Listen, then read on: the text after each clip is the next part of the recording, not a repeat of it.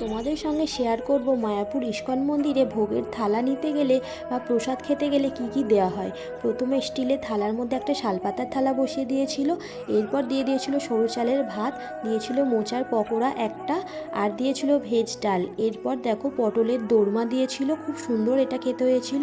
সব রকম সবজি দিয়ে একটা তরকারি ছিল। আর এই যে সামনে দেখছো, এটা একদম নতুন জিনিস, এর আগে আমি কখনোই খাইনি। এর মধ্যে ছিল শসা, বিট, গাজর আর টক দই দিয়ে একটা মিশ্রণ, এর মধ্যে রাঙালু ছিল। এরপর দিয়ে দিয়েছিল মটরশুঁটি আর পনির দিয়ে একটা তরকারি। তারপরে দেখো পাঁপড় আর আলু দিয়ে একটা খুব সুন্দর তরকারি ছিল। এর আগে এখানে আমি কখনোই খাইনি, তো খেয়ে তো খুব ভালো লেগেছে আমার। আর এরপর দিয়ে দিয়েছিল একটা ছোট্ট শালপাতার বাটি প্রসাদের থালার মধ্যেই, যাতে ছিল একটা রসগোল্লা আর ছিল মিষ্টির দই।